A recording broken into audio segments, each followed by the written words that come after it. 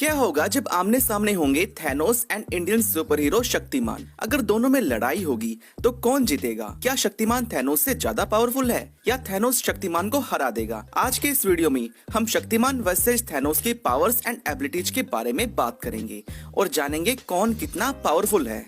Thanos Marvel का most powerful and deadly super villain है। Avengers end game के बाद उसकी पॉपुलैरिटी काफी बढ़ गई, जिसने एमसीयू के सभी सुपर हीरोज को अच्छी खासी टक्कर दी। थैनोस के पास है इन्फिनिटी गॉन्टलेट और उसमें चमकती मणियां। शक्तिमान के पास है 7 चक्र जो वो थैनोस के अगेंस्ट यूज करेगा, जिसमें उसने अपनी योग विद्या के बल पर उन्हें जगा लिया है, जिसमें अब वो पंच तत्वों को कंट्रोल कर सकता है। उसका पहला चक्र है मूलधार चक्र, जिससे शक्तिमान अपनी बॉडी की डेंसिटी कम ज्यादा कर सकता है, वज्र के समान ठोस बन सकता है और रुई जैसा मुलायम भी। दूसरा चक्र है स्वादिष्ठान चक्र, जो पानी पर बेस्ड एनर्जी प्रदान करता है, जिससे शक्तिमान इंद्रियों पर कंट्रोल रखता है, कभी बूढ़ा नहीं होता और एक लंबी उम्र तक जवान रहता है। तीसरा चक्र है मणिपुर चक्र, जो आग पर बेस्ड एनर्जी देता है, जिससे शक्तिमान को मिलती है स्पीड ऑफ लाइट, असीम ज्ञान, heat rays, heat vision, weather control, healing power.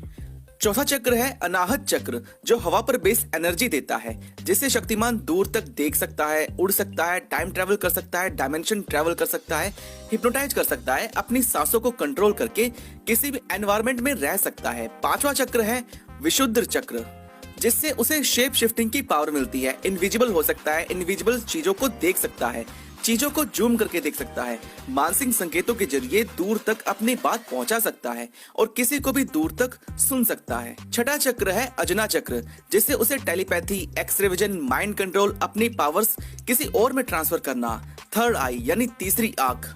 और उसका सबसे बड़ा और पावरफुल चक्र है 7वां चक्र सहस्त्रार चक्र, जिसमें शक्तिमान टेलीपोर्टेशन, मरे हुए को जिंदा करना, मल्टीवर्स पर कंट्रोल रखना, ट्रैवल करना। अभी तो मैंने आपको बहुत कम इन चक्र की पावर्स के बारे में बताया है। शक्तिमान इससे भी ज्यादा बहुत कुछ करने में कैपेबल है। कुछ पावर्स शक्तिमान ने यूज नहीं की तो कुछ अभी दिखाई नहीं गई। अब तक शक्तिमान के सामने ऐसा कोई थ्रेट या विलन नहीं आया जिससे उसे इतनी ज्यादा पावर्स का इस्तेमाल करना पड़ी। शक्तिमान सब कुछ कर सकता है। ये सब सुनकर आपको लगता होगा कि फिर तो शक्तिमान की कोई कमजोरी ही नहीं होगी, तो ऐसा नहीं है। उसकी सबसे बड़ी कमजोरी है उसका नियमों में बंधा होना। उसे अपने कुछ रूल्स फॉलो करने पड़ती हैं, जिसके खिलाफ वो कभी नहीं जा सकता। जैसे पीटर पार्कर ने अपने अंकल बेन को खोया था, उसी तरह शक्तिमान की लाइफ में उसे गीता को खोना पड़ा, जो अंतरिक्ष में मर जाती है, लेकिन अपनी पावर्स के इस्तेमाल से वो गीता को जिंदा कर देता है। शक्तिमान ने प्रकृति के नियमों को तोड़ दिया, अपने स्वार्थ के लिए गीता को जिंदा कर दिया, जबकि दुनिया में हजारों लोग रोज मरते हैं। इस चक्कर में उसकी पावर्स उसके महागुरु छीन लेती हैं। इसका मतलब शक्तिमान अपनी सारी पावर्स का कभी इस्तेमाल पूरा नहीं कर सकता। उसका नियमों में बंधा होना उसकी सबसे बड़ी कमजोरी है, जिससे विलन्स जैसे काकुदर मौका पाकर उसके मोरल्स को तोड़ने की कोशिश करते रहती हैं। एक पाप मणि है जो तमराज किल्विश के पास है, जिसकी पाप शक्तियों के सामने शक्तिमान कमजोर पड़ जाता है, जैसे सुपरमैन क्रिप्टोनाइट के सामने। दूसरी तरफ थैनोस जो बेरहम है, अपनी मर्जी का मालिक है, कुछ भी पाने के लिए किसी भी हद तक जा सकता है। सोल स्टोन पाने के लिए अपनी बेटी गमोरा को सैक्रिफाइस कर देता है। जो उसे चाहिए उसे वो हासिल करके ही दम लेता है।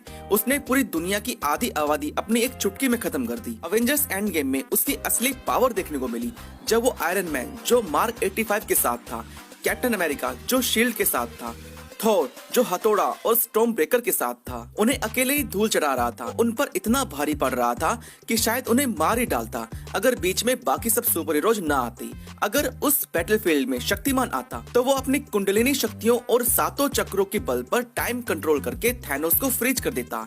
हो सकता है थैनोस पहले ही ये चाल समझ जाए और वो अपनी मनियों के इस्तेमाल से शक्तिमान पर अटैक कर दे, जिसमें शक्तिमान और थैनोस की लड़ाई लंबी चलती। अब दोनों में से कौन जीतेगा ये कहना थोड़ा मुश्किल है, लेकिन सबसे ज्यादा चांसेस शक्तिमान के जीतने के हैं, क्योंकि उसकी पावर्स इन्फिनिटी स्टोन से कई ज्यादा है। इन्फिनिटी स्टोन्स तो सिर्फ चीजें हैं वेपन्स की तरह, लेकिन शक्तिमान एक जीता जागता पावर्स का सोर्स, जो अपनी अनंत शक्तियों से इन्फिनिटी गॉन्टलेट पहने हुए थैनोस से जीत सकता है। उसे धोखा देकर धोखे में उसके हाथ से गॉन्टलेट निकालकर थैनोस को एक अलग टाइमलाइन लैंड में फंसा सकता है जिसमें जीत शक्तिमान की ही होगी। अपने 7वें चक्र की मदद से शक्तिमान चाहे तो हाफ पॉपुलेशन को वापस भी ला सकता है, जबकि थैनोस बाकियों के पावर्स, वेपन्स एंड गॉन्टलेट की मदद से कुछ कर पाता है। शक्तिमान का कंट्रोल इन्फिनिटी स्टोन्स से थोड़ा ज्यादा है, जिसमें दिमाग लगाकर वो इन्फिनिटी स्टोन्स को बाईपास कर जाएगा, बिल्कुल एक हैकर की तरह। इसमें कोई शक नहीं कि जीत शक्तिमान की ही होगी। लेकिन अगर तमराज किल्विश थैनोस से मिल जाए, दोनों मिलकर शक्तिमान से लड़ेंगे, तब ये पलड़ा विलन्स का भारी पड़ जाएगा और शक्तिमान की हार। लेकिन तब शक्तिमान के महागुरु अच्छाई वाले शक्तिपुंज के साथ आएंगे और तब कितना बड़ा युद्ध होगा ये मुझे बताने की जरूरत नहीं। और जैसा कि हम जानते हैं, जीत हमेशा अच्छाई की ही होती है। अवेंजर्स इन्फिनिटी वॉर के इवेंट्स में और मार्वल सिनेमैटिक यूनिवर्स में शक्तिमान जैसा कोई सुपर हीरो एग्जिस्ट नहीं करता, इसलिए इन्फिनिटी वॉर में शक्तिमान नहीं आया। हम और आप ऐसे इवेंट्स की कल्पना ही कर सकते हैं जिसमें शक्तिमान वर्सेस थैनोस आमने सामने होंगे। अगर मार्वल सोनी की तरह शक्तिमान की मूवीज एंड अपकमिंग सीरीज के पूरे राइट्स खरीद ले, तो वो मार्वल में शक्तिमान को दिखा सकती हैं, जो होना मुश्किल और शायद अभी के लिए नामुमकिन है।